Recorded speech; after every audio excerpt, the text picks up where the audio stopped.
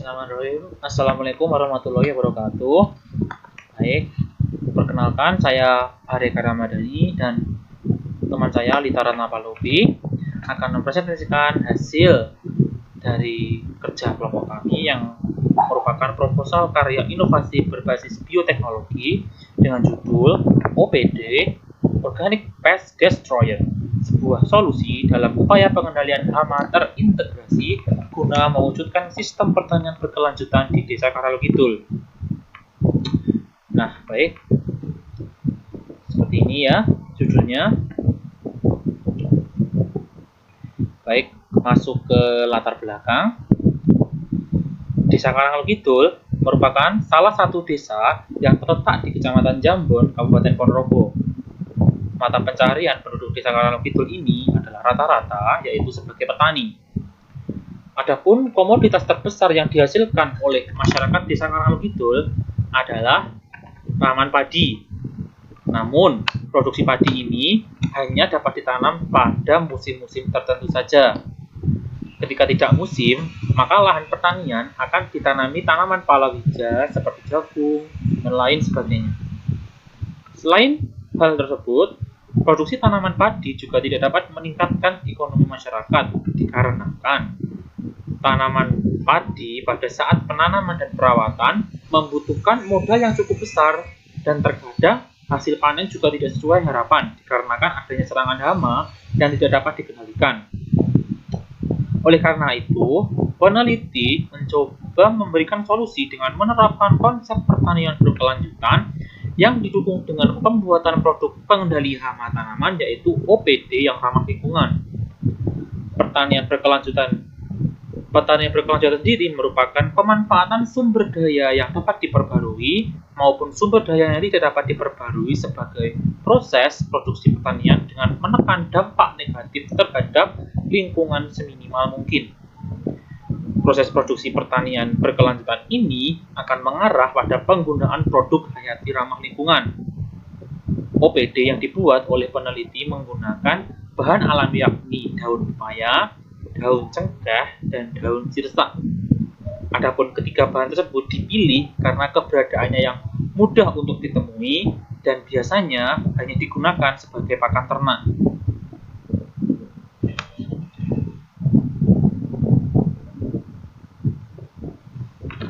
Baik, langsung ke pembahasan analisis sets. Baik, kita masuk ke sini, kita menggunakan teknologi yakni pembasmi hama organik berbahan dasar dari tanaman yang ramah lingkungan. Kemudian kita mengangkat sainsnya yaitu tema bioteknologi. Adapun dampaknya terhadap lingkungan yakni yang pertama menghindari penggunaan pestisida kimia secara berlebihan sehingga akan mengurangi pencemaran. Biasanya para petani-petani di Desa Karalo Kidul itu menggunakan pestisida jenis kimia yang berlebihan seperti herbisida atau fungisida yang dibeli di toko-toko pertanian. Hal itu jika dilakukan secara berlebihan akan menimbulkan pencemaran di sawah tersebut, sehingga juga mungkin akan menimbulkan penurunan tingkat kesuburan pada tanah. Nah, yang kedua yaitu salah satu alternatif dalam upaya mewujudkan program ramah lingkungan. Jadi dengan adanya OPD ini diharapkan agar dapat mewujudkan program ramah lingkungan yang digadang-gadang akan terjadi secara dalam waktu dekat ya. Kemudian pada aspek masyarakat, ini yang pertama manfaatnya itu adalah lebih hemat dari segi keuangan serta praktis karena mudah dibuat. Bahannya sendiri ya cukup mudah, nanti akan kita jelaskan ke bagian metode ya. Kemudian yang kedua ini melatih masyarakat dan memberikan edukasi terhadap tanaman-tanaman potensial untuk pembasmi hama. Jadi selain itu kita nanti akan membuat edukasi atau membuat sosialisasi kepada masyarakat untuk melatih kreativitas masyarakat dan memberikan edukasi tentang tanaman. Jadi kita nanti mengenalkan tanaman-tanaman potensial pembasmi hama ini kepada masyarakat, kemudian akan memberikan penjelasan terkait cara pembuatan produk OPD ini kepada masyarakat agar dapat dibuat secara mandiri dan dapat diproduksi secara mandiri sehingga akan meningkatkan kreativitas masyarakat tersebut.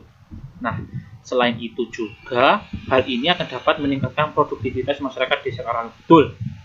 Jadi selain untuk sebagai pembasmi hama di lahan sawahnya sendiri, masyarakat juga bisa mampu menghasilkan sebuah produk yang nantinya akan bisa dijual secara bebas di pasar. Baik, pembahasan selanjutnya terkait kajian teori akan dibahas oleh Tita Ratnapaludi. Di sini saya akan melanjutkan pembahasan dari Mas Fahri. Yang akan saya bahas pada kesempatan kali ini yaitu pada bab 2, yaitu mengenai kajian teori.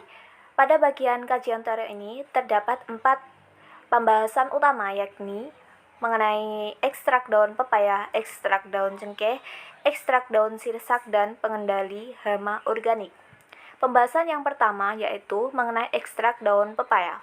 Pepaya atau nama latinnya yaitu Carica papaya L merupakan tanaman buah berupa herba yang berasal dari famili Caricaceae yang berasal dari daerah Amerika tropis dan tersebar di seluruh daerah tropis dan subtropis di seluruh dunia.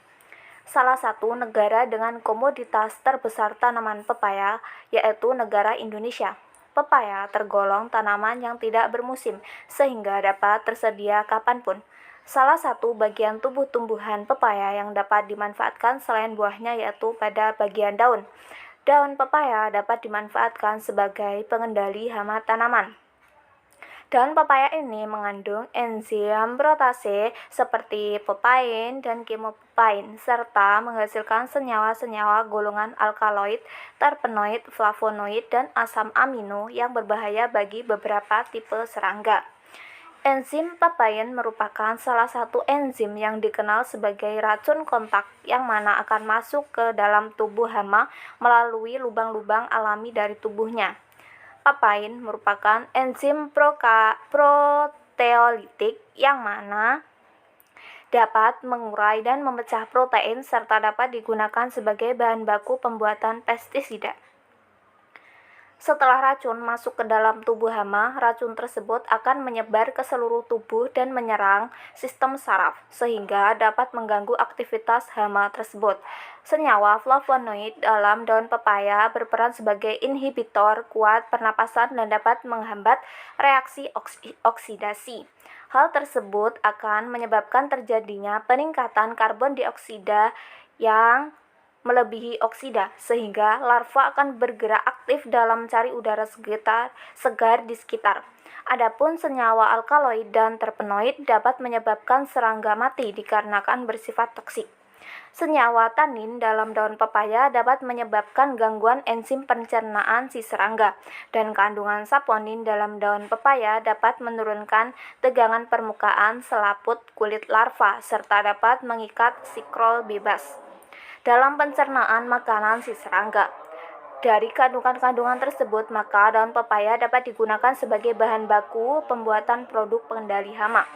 Dapat diketahui, daun pepaya ini dapat mengatasi ulat dan penghisap.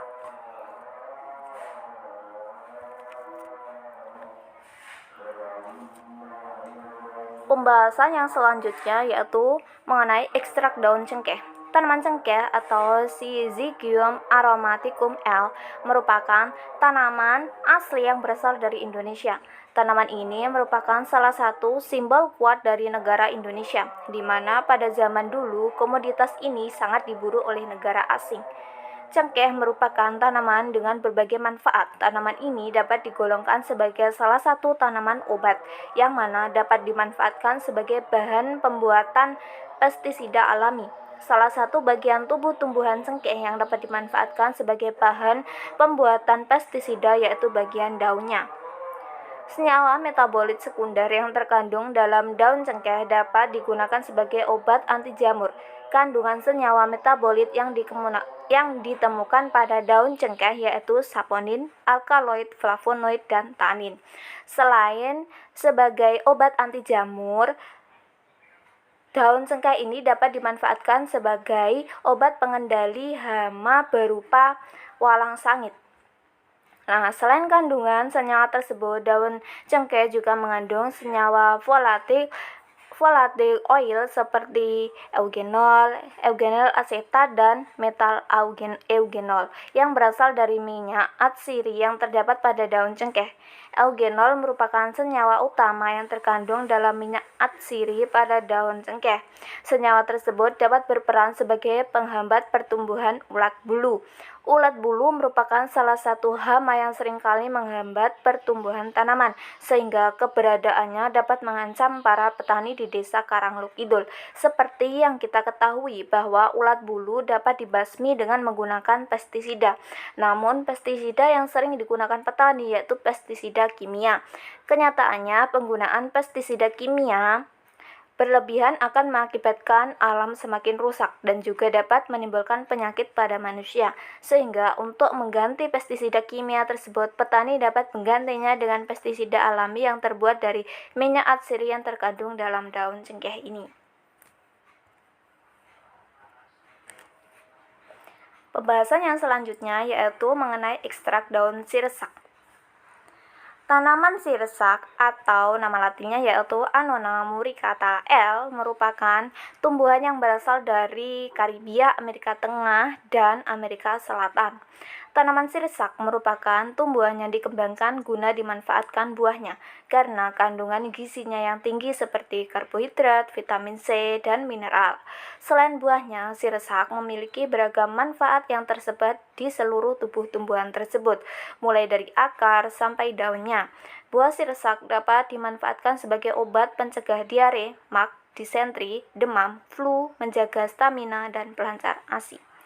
Biji buah sirsak dapat dimanfaatkan sebagai obat pencegah ASI, astringen, karminatif, penyebab muntah, mengobati kepala berkutu, dan dapat juga dimanfaatkan sebagai obat cacingan.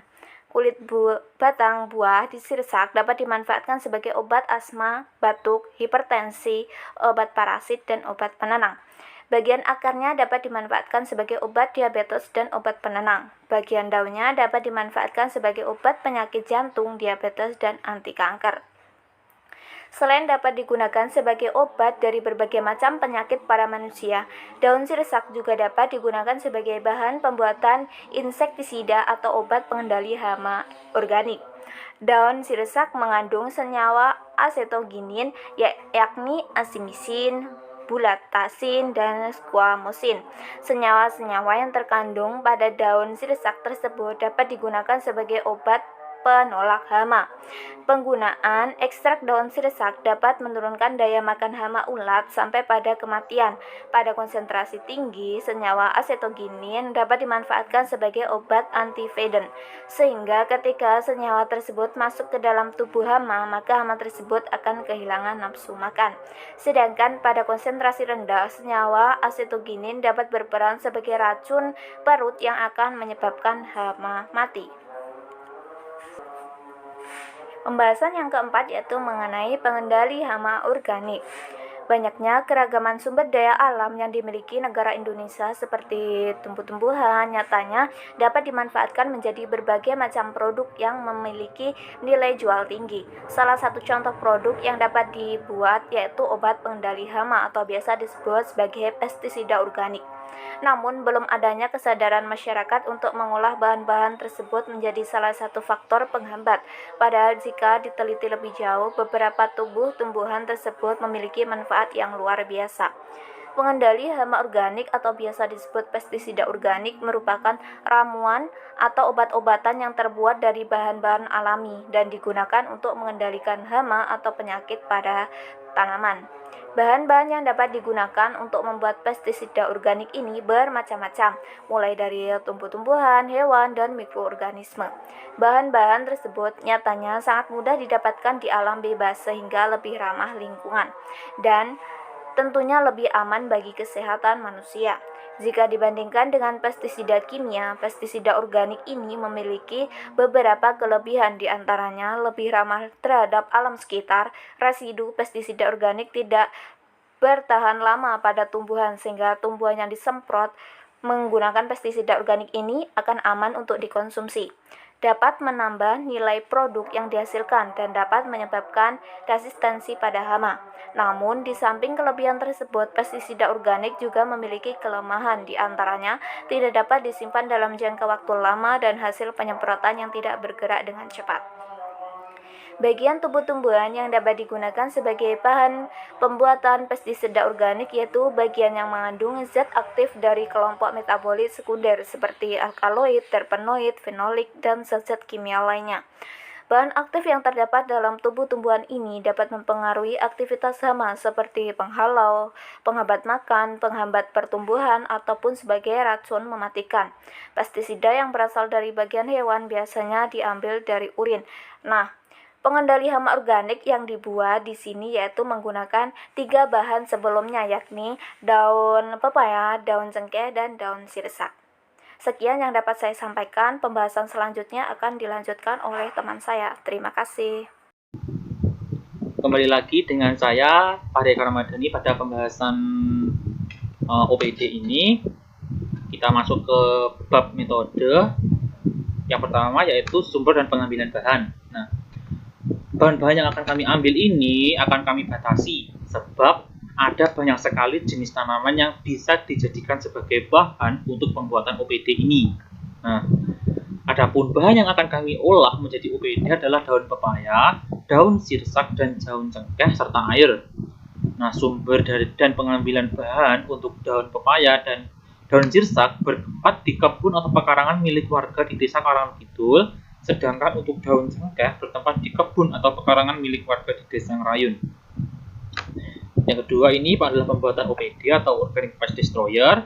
Pembuatan OPD ini diawali dengan pencucian bahan-bahan yang akan diolah menjadi pembasmi hama dengan air yang mengalir hingga bersih. Kemudian bahan-bahan yang sudah bersih akan dirajang sampai halus. Setelah dirajang, ketiga bahan akan dilumatkan dan dicampurkan dengan 10 liter air, kemudian didiamkan dalam waktu 24 jam. Nah, setelah 24 jam akan disaring dan diambil airnya, kemudian akan disemprotkan ke tanaman yang terserang hama. Untuk OPD berbahan dasar daun pepaya, daun cengkeh, dan daun sirsak ini digunakan atau ditujukan untuk jenis hama ulat, penghisap, dan belalang. Jadi, OPD jenis ini terkhusus untuk jenis hama ulat, pengisap, dan belalang ya teman-teman. Karena rata-rata dari para petani itu rata-rata hamanya itu adalah hama ulat dan belalang serta pengisap ini. Namun kita tidak membatasi OPD ini hanya untuk ini saja, karena bahan-bahan untuk OPD ini atau tanaman-tanaman untuk membuat OPD ini relatif banyak. Jadi kita hanya membatasi ini saja untuk pembahasan pada artikel kami. Nah, kemudian sosialisasi dan pelatihan pembuatan OPD atau Organic Pest Destroyer ini merupakan salah satu tindak lanjut dari kegiatan pengabdian masyarakat di Desa Karangan Kidul.